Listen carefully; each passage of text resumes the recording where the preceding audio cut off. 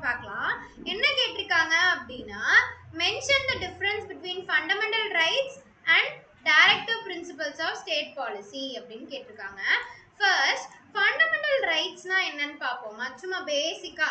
So basic ரைட்ஸை தான் என்ன சொல்லுவாங்க அப்படின்னா ஃபண்டமெண்டல் ரைட்ஸ் அப்படின்னு சொல்லுவாங்க. டைரக்ட் பிரின்சிபல்ஸ் அப்படிங்கிறது ஒன்றும் இல்லை, இது கவர்மெண்ட்டுக்கு கொடுக்குற சின்ன சின்ன ஆர்டர்ஸ் ஆர் இன்ஸ்ட்ரக்ஷன்ஸ் அப்படின்னு சொல்லுவாங்க. ஸோ இதுதான் வந்து direct principles of directive principles of state policy. First இதோட டிஃபரன்ஸ் எல்லாம் பார்த்துருவோமா.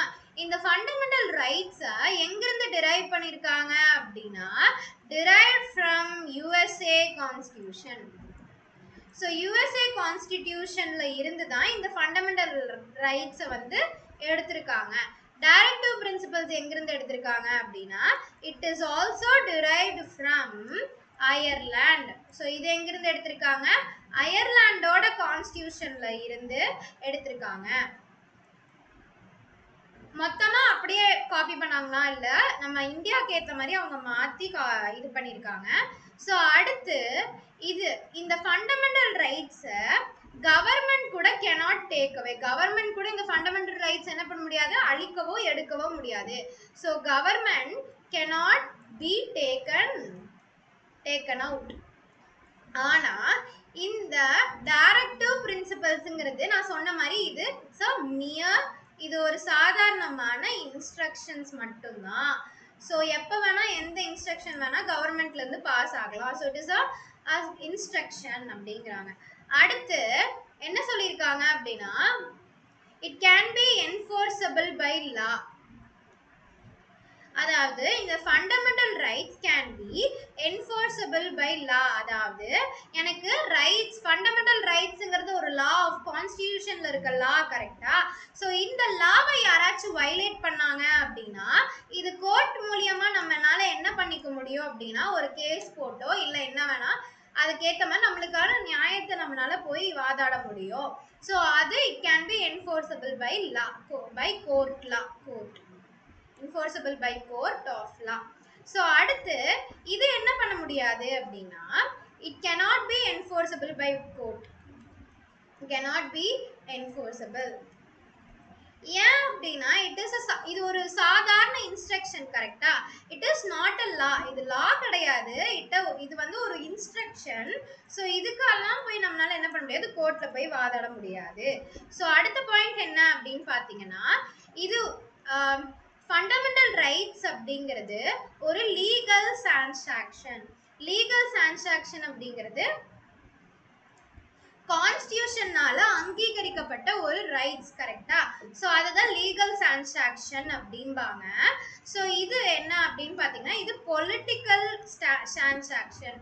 அதாவது இது கவர்மெண்ட்னால பொலிட்டீஷியன் பீப்புள்ஸ்க்காகவோ கவர்மெண்ட் எம்ப்ளாயீஸ்க்காகவோ இதெல்லாம் பண்ணணும், இதெல்லாம் பண்ணி மக்களை வந்து என்ன பண்ணணும்னா காப்பாற்றணும் இல்லை வழிமுறைப்படுத்தணும்னு சொல்லி கொடுக்குற இன்ஸ்ட்ரக்ஷன்.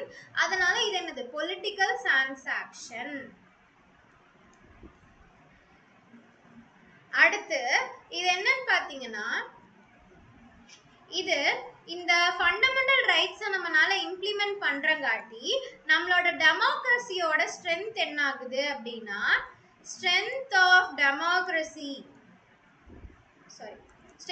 டெமோக்ரஸி வந்து இன்க்ரீஸ் ஆகுது. பொலிட்டிக்கல் டெமோக்ரஸின்னு வச்சுக்கலாம்.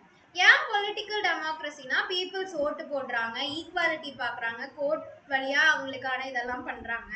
இந்த பொலிட்டிக்கல் டெமோக்ரஸி பீப்புளுக்காக இந்த ஃபண்டமெண்டல் ரைட்ஸ் அவங்க போட்டங்காட்டி பீப்புளுக்கு நிறைய வெல்ஃபேர்ஸ் எல்லாமே கிடைக்குது.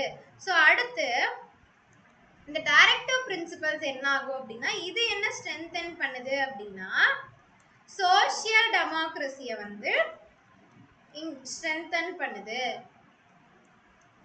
ஸோ சோஷியல் டெமோக்ரஸியை ஸ்ட்ரென்தன் பண்ணுது. ஸோ இந்த ரூல்ஸ் கவர்மெண்ட் மூலியமா ஹையர் அத்தாரிட்டிஸ்க்கு அவங்க வந்து பாஸ் பண்றங்காட்டி இந்த ரூல்ஸ்னால அவங்க என்ன பண்ணிக்கலாம், பீப்புள்ஸ் என்ன பண்ண முடியுது, ப்ரொடெக்ட் பண்ண முடியுது. அப்போ நம்மளோட சொசைட்டியும் சோஷியல் பிஹேவியர்ஸ் எல்லாமே என்ன ஆகுது, ப்ரொடெக்ட் ஆகுது. ஸோ அதனால இந்த டைரக்டிவ் பிரின்சிபல்ஸ் எல்லாம் இம்ப்ளிமெண்ட் ஆகுறாங்காட்டி இதெல்லாம் நம்மளுக்கு கிடைக்குது. So fundamental quick recall fundamental rights வந்து எங்கேருந்து டிரைவ் ஆயிருக்கு யூஎஸ்ஏலேருந்து, இது அயர்லாண்ட்லேருந்து டிரைவ் ஆயிருக்கு.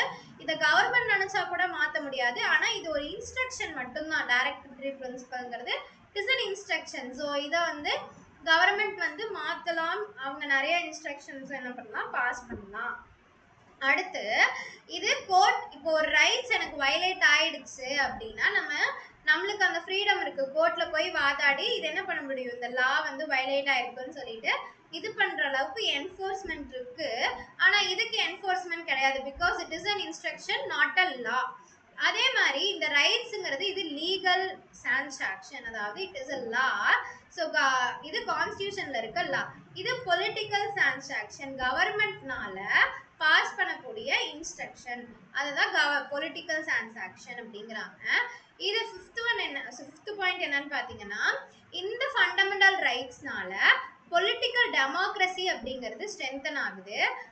இங்கே வந்து டைரக்டிவ் பிரின்சிபல்ஸ்னால சோஷியல் டெமோக்ரஸிங்கிறது ஸ்ட்ரென்தன் ஆகுது. டைரக்டிவ் பிரின்சிபல்ஸ்னால சொசைட்டி வந்து என்ன ஆகுது, ஈக்குவாலிட்டி எல்லாமே, ரைட்ஸ் எல்லாமே அவங்களுக்கு கிடைக்குது. So hope you all understand. Thank you.